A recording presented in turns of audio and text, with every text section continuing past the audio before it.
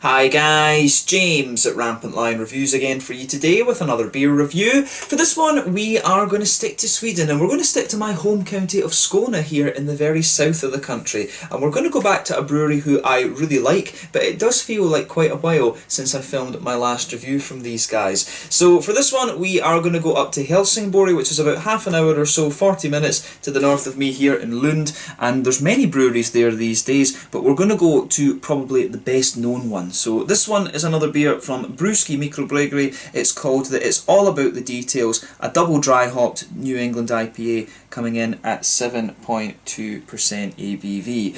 So yeah, I'm really curious to see how this one turns out. This was one of 2 or 3 beers that were released by Brewski through the Lokalt Osmoskulikt assortment of June 2020. The other one, there was a Hefeweizen and I think there was a Berliner Weisse this time as well. So depending on how quickly I get through my other local releases that I've ordered, I might have a go at some of those as well. But it's always nice to review some beers from Brewski.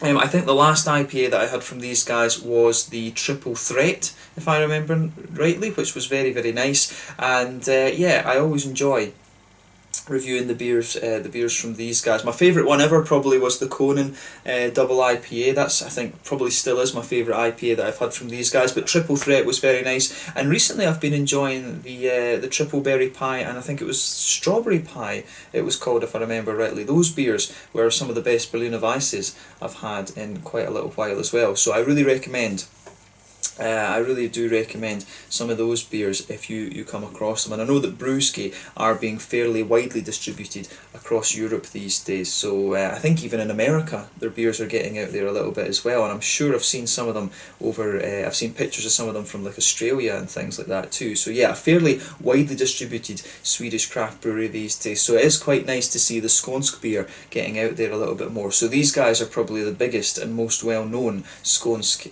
Scanian craft brewery actually, so really cool. And I've been following these guys since I came over here to Sweden 5 years ago actually, so it's really interesting to see how this company has grown. But definitely one of the Swedish breweries that I recommend you check out. Very well known for their IPAs, their Berliner Weisses, and every so often you'll get a few Imperial Stouts and things from these guys as well. So definitely check this brewery out if you haven't already. But yeah, curious to see how this one turns out. My first regular IPA from these guys in what feels like quite a little while, and hopefully it turns out to be a very, very good one. So let's see how we get on with this one then.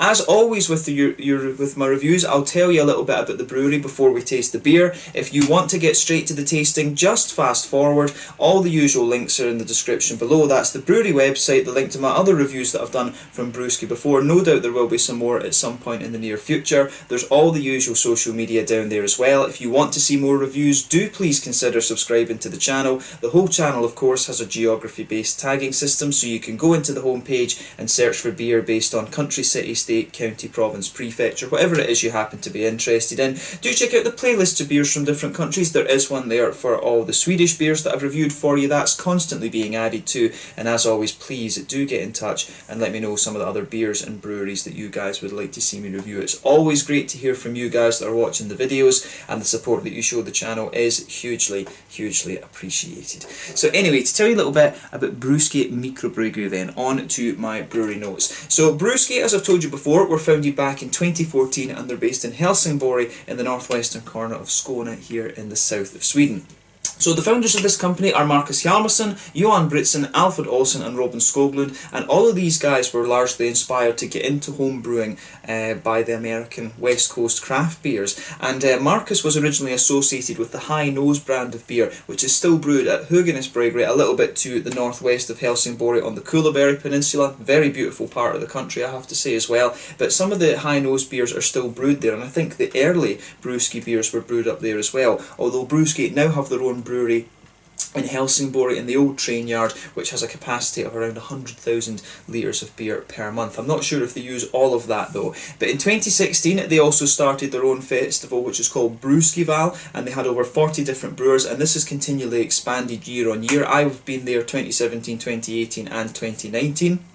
which was really good fun, and you see it's getting bigger and bigger and bigger every year. But they also used to open up their brewery once a month as a bar, which they were calling Brewski, but they now have their own bar in Helsingborg which goes by the same name, and this opened up back in 2018. But these days they're also brewing some beer over in America at the Tampa Bay Brewing Company, and they're also supposed to be looking at opening up a bar in Oslo as well, and this is where Marcus also has a distribution company which is called Brewski, and they're taking the likes of Morgendagens, Duck Pond and a few other Swedish breweries. They're importing a number of the Swedish beers into Norway, which is pretty cool. I'm not sure if they've got a deal with Vinmonopolet yet, but maybe that's something that will come in the near future. So I hope there is another company doing the same with the Norwegian beers here into Sweden, because at the moment I think we only really get Lervig,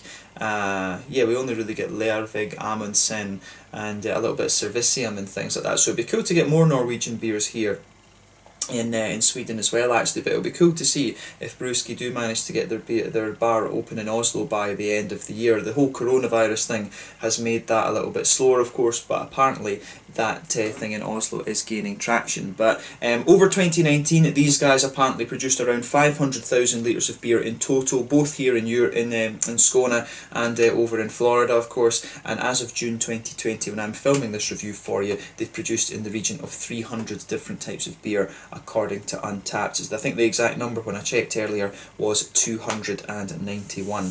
So yeah, that's all I can really tell you about Brewski Mikrobryggeri for the moment.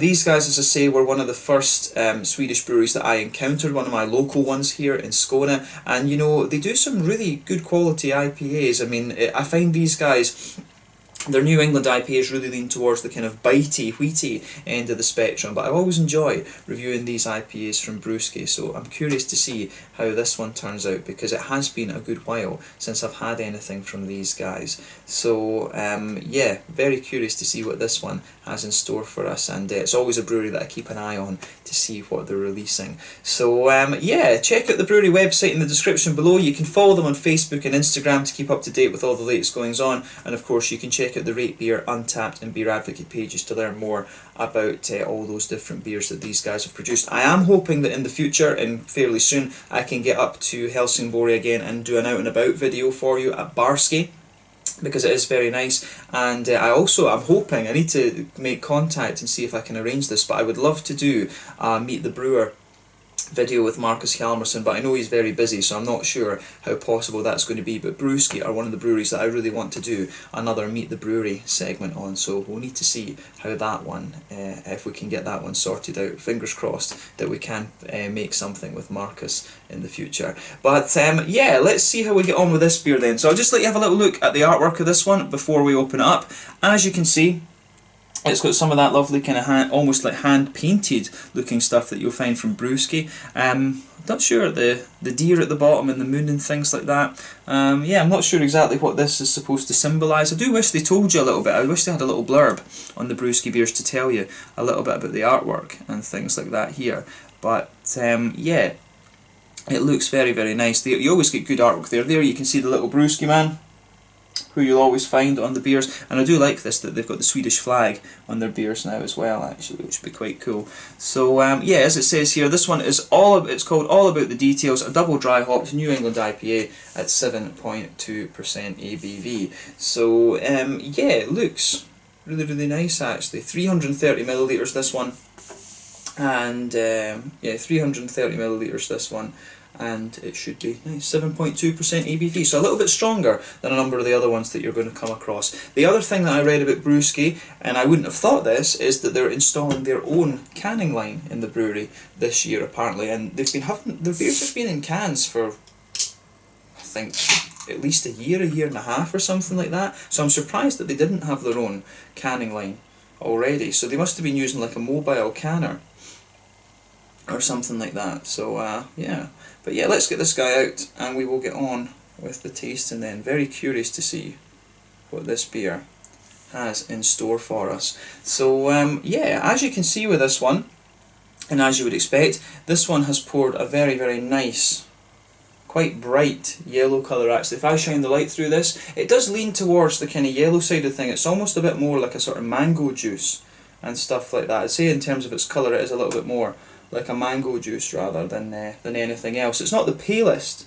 of ones that I've come across actually, but yeah, it's not the palest of beers and things that I've come across. Just noticed there's a wee, not sure what that is actually.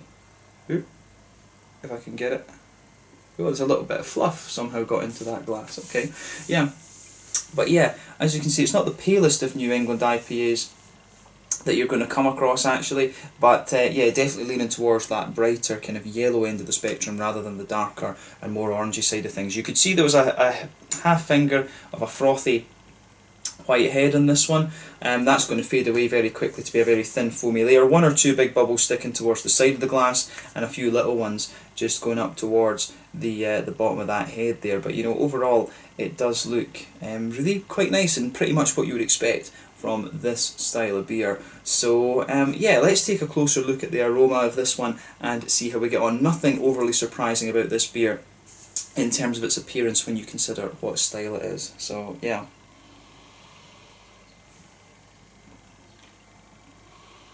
Yeah, that smells pretty damn nice actually.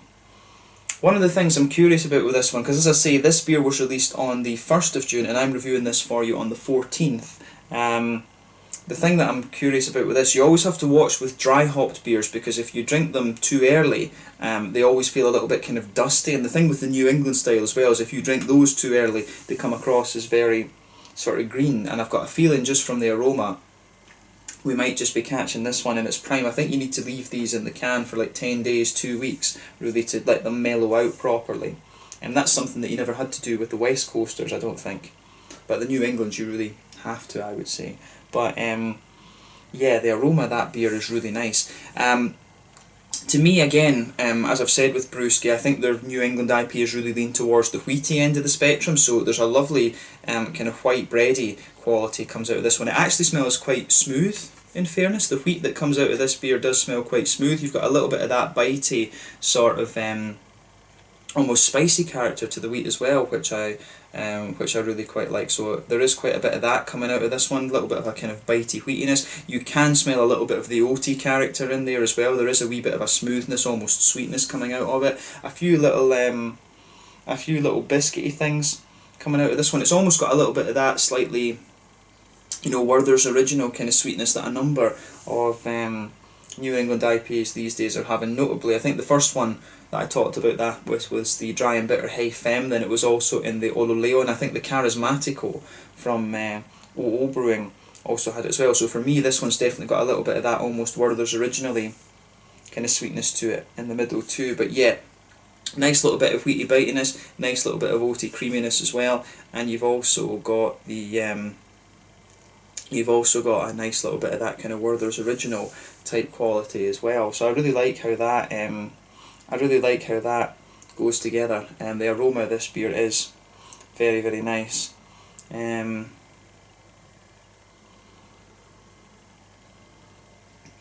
Yeah, I do like how that I like how the malty base comes out on this one. I do like a New England sort of beer that leans towards the wheaty end of the spectrum, and this one, it actually is quite well balanced in a way, so it gives you that wheaty bitiness that you want, but you've also got a bit of the lighter white bready quality, some of the oaty creaminess, and a little bit of that kind of slightly Werthersy type sweetness to it. So the aroma that comes out of the malt base in this for me is pretty damn solid, so thumbs up to Brewski on this.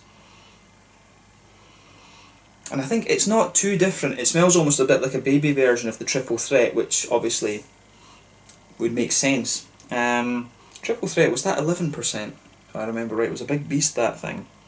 Or was it 10.5? I can't remember exactly what it was, but it was a lovely beer anyway. But yeah, on the hoppy side of things then, there's a wee teeny touch of earthiness comes out of this one, but you've got some really nice floral aromaticity. It comes across as a little bit sort of spicy almost. You've got some lighter grassy notes there, and then you've got all the juicy kind of fruity notes to the beer as well. And it's a bit difficult actually to tell what you know, what kind of hop is in this one. I always like playing guess the hops with the beers. Brewski never tell you what hops they're putting in these beers. But yeah, I think this one, it does have a good little bit of a strong kind of passion fruity note to it. It's got a good bit of an almost oily orange as well, so I do wonder, have they got a little bit of like Sabro or something in here? Because I know that that's becoming a more and more popular hop actually. There is a wee bit of that, but I think if it was Sabro, you would maybe have a little bit of a kind of coconutty thing to it as well. I remember Harry from Blue Nose Beer Reviews telling me that with Sabro you will get a little bit of a kind of coconutty thing with the oranges. But yeah, to me it comes across as really quite soft and tropical, this one. So maybe it's like, there's quite a few breweries these days are bringing Simcoe back into the thing, so I wouldn't be surprised if Simcoe is being used in here to give you that softer passion fruit. Idaho 7 would be the other option, but it doesn't quite smell complex enough, I don't think, to be Idaho 7. And Idaho 7 smells it's even softer than that from what I remember. So yeah, it could be like Victoria. I think there might be like Victoria's Secret and or Simcoe in this one, because it's got that lovely soft kind of passion fruity note. There's a wee bit of mango in there. You've got like papayas and apricots too, but I do think there's a wee touch of orange to this one. And if it's orange that's in here, I mean, Amarillo's the big oily one. I don't think it's that. It could be Mosaic, of course. I think it's most likely to be Mosaic, going by the aroma. But of course you've got other things it could be. It could be like Waiti from New Zealand, it could be Mandarina Bavaria, it could be, what else have we got that's orangey? It could be Azaka, you know, it could be that. So yeah, to me it's got quite a soft, it's passion fruit, it's got a little bit of that kind of apricot-y, papaya, soft tropical fruit thing, a wee bit of mango maybe. I'm not sure, there maybe is a little bit of pineapple to it, so who knows, it could be a bit of Azaka that's in this one, but that's not such a common hop over here in Europe. But yeah, a little bit of orangey character out of this one, so a bit of the slightly darker and stronger passion fruit, but mainly quite a soft, smooth kind of tropical note coming out of this one as well. So I like how the I do like how the aroma in this one goes together. It gets a thumbs up from me, and you know, as I always say, take a little bit of time to enjoy that aroma before you get stuck into it, and I think we're getting this one in just in its prime as well. So let's have a taste of this beer then and see how we get on. This one is It's All About the Details, a double dry hop New England IPA at 7.2% from Brewski Mikrobryggeri in Helsingborg here in Skåne in the south of the country. Let's get stuck in. Slange, skål.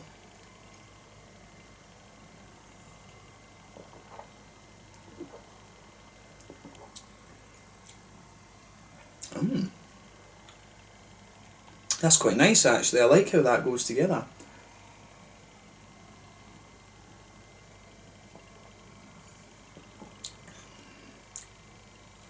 Yeah, I have to say, the first impression of this one is, this strikes me as one of the more wetter and more oily IPAs that I've had from Brewski. It doesn't strike me being as quite thick and quite as creamy as some of the ones that I've come across before. So that's a really interesting point to make about this. It's definitely one of the more oily and yeah, definitely one of the more oily ones I've come across in terms of its mouthfeel. This is quite different, I think, compared to a number of the Brewski beers that I've had before. So yeah, I like it like this, when you get things that are going to make you think a little bit.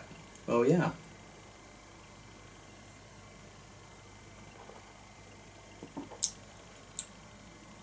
Yeah, that's interesting that. Let me see. It says on the side here, oh, this one, yeah, it's got wheat oats and rye in it. Yeah, that's interesting. Yeah, because it does, you know, in fairness, when you think about it, it does become a little bit more grainy the further you go into the aftertaste. But yeah, this is definitely not one of the kind of thicker and creamier IPAs that I've come across from Brewski before. This is definitely one of the more kind of wet and things, and I can, you know, with this being released in June, makes sense actually, because it would come across as more of a kind of summery sort of thing actually. So maybe that's the idea they've got behind this one. But I definitely find this to be one of the slightly wetter, oilier New England IPAs rather than anything. So yeah, the mouthfeel of this one I think is quite different compared to what I've had from Brewski before, which is interesting. But as I say, it's been a while since I've reviewed one of their kind of regular strength IPAs. The last IPA I reviewed from them was the Triple Threat, which was a bit of a beast. But yeah, I like how this goes together. One of the beer series that you need to check out from these guys is the Fever. I need to review a few more of the Fevers for you on the channel, because I think I've only done one or two of them.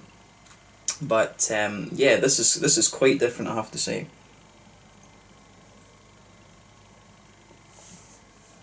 So yeah, in terms of the Let's look at the malty side of the beer then. So straight away with this one, you can feel a little bit of that sort of grainy bready base. That just blankets the middle of the tongue.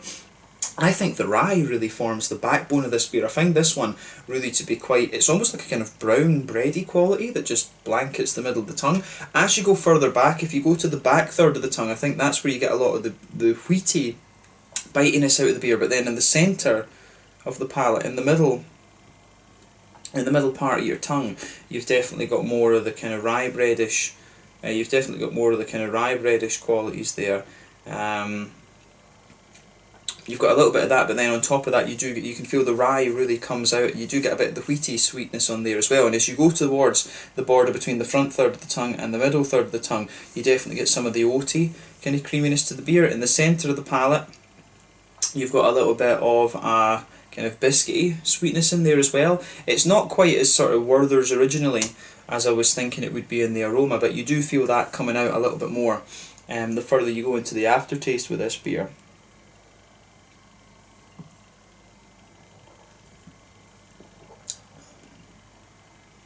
But yeah, this one, as I say, this one's definitely not the thickest wheaty or thickest oaty type New England IPA that I've had. I find this one, it almost feels like you've got this sort of grainy, you've got the rye base, you've got the wheaty notes just kind of mixing in with that as well. Then you've got a bit of the oaty creaminess at the front and a wee touch of a biscuity sweetness in the middle of the tongue. Then it just feels like you've almost got a kind of oily layer, like an oily, watery layer just sitting on top of that. Yeah. It's interesting, this one, the mouthfeel. I think it would take me a little bit of time to kind of get used to this one, to be honest with you. But this, it's definitely one of the most oily, wet. It's a balance between oily and wet.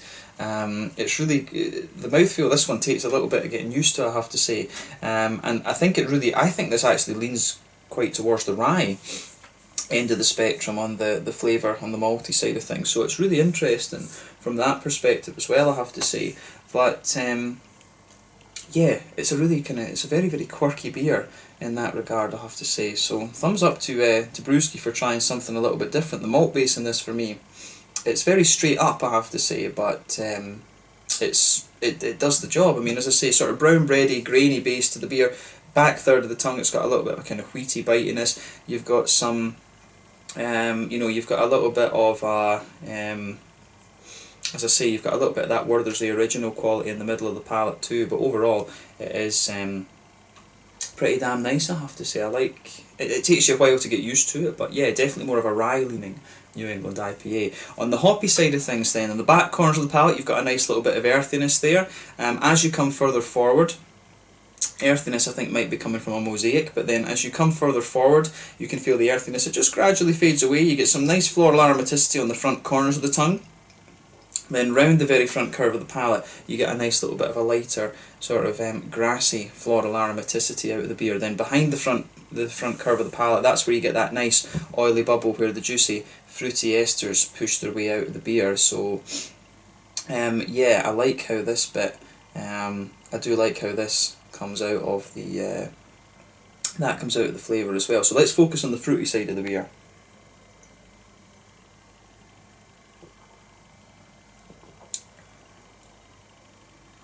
So yeah, fruity side of the beer again is quite interesting. So when you go towards the back of that front third of your tongue, there's definitely some of that kind of stronger passion fruity note in there. Could it be a bit of Galaxy? It does seem to have a bit of the pungency you'd expect of like Galaxy or something like that, but in the aroma it really came across as more sort of Simcoe-like, so not quite sure, but definitely a sort of passion fruity note. As you move further forward from that, you get a little bit of a mango-y quality. There is a wee bit of the softer tropical fruits as well, a kind of apricot-y note. You can feel a bit of almost like papaya evolving out of it later as well, but on the front tip of the tongue, it's interesting too.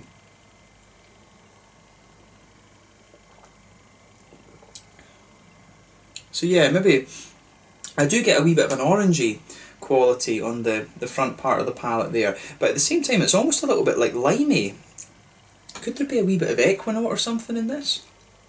It almost just has a little bit of that equinox-y, wet limey type quality to it. There's other, it could also be Motueka from New Zealand that gives you the kind of limey notes in there. Centennial, I think it's more limey than lemon though. Centennial would give you more of a lemony quality to it, but there is quite a bit of a citrusy, zesty quality on the kind of front edge of your tongue. There's a wee bit of orange in there, but I think it's a kind of orange mixed with lime actually. It really leans a bit more towards the limey side of things. So yeah, there is a bit of a kind of limey quality on the front part of your palate as well there. So this is a really interesting one. It's a really quirky one in a lot of the things that goes together. So it's the mouthfeel that's different, and it's really, I think this is one of the more limey leaning beers that I've had from Brewski as well. Actually, most of them have been quite tropical leaning, you know, the darker sour tropically fruit. So that's an interesting point to make about this one as well. So yeah, this is quite an interesting one compared to the other ones that I've had. Well, not that they've been bad beers or whatever, but this one I find is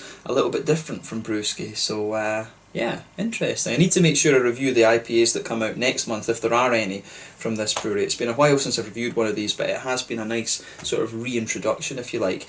I will say as well, the other thing about this one, as I said, if you dry hop a beer, usually it can feel a little bit dusty and things at times, but this one I think is just in good condition. It has mellowed out quite nicely and it comes across. Maybe that's contributing as well to the sort of wet, oily feel that this beer has. But in terms of the mouthfeel, I would say, yeah, I'd say mid-bodied. Carbonation is quite smooth in this one. It's got a good wet mouthfeel to it, but as I say, it's quite oily compared to what I remember from some of the other Brewski beers. It feels quite a bit lighter as well and a bit more grainy, so this is definitely not the thickest Brewski beer that I've come across. In terms of the hoppy bitterness and things,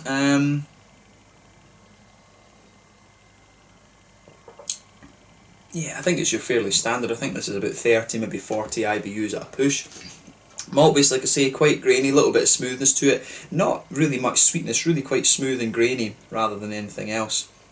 Yeah, about 30-40 IBUs, and you have got a nice little bit of a juicy, fruity character to this one. Some darker tropical fruits and a bit of an almost limey, kind of citrusy, wet, zesty sort of thing too. So I like how this, I do like how this one kind of goes together. So it gets a thumbs up from me, this one. I like the fact that it's a bit different. I like beers like this that will make me think a little bit. And as I say, this is my first IPA from Brewski in quite a little while. So I need to have a wee look on the website maybe and see what else they've got. I maybe need to go back and review a different one of the Febers or something like that and compare this and think about comparing that one to this one, because you know, obviously breweries evolve over time and they change the way they're doing things. They get new brewers and stuff like that as well. So I know the brewer that used to brew for these guys, the Brazilian woman, I forget her name, but she's now at Amar Bryghus in Copenhagen. So yeah, that's an interesting point about this as well. So this one, maybe it's a new brewer or something they've got, but I do find this to be a bit more grainy, a little bit lighter and more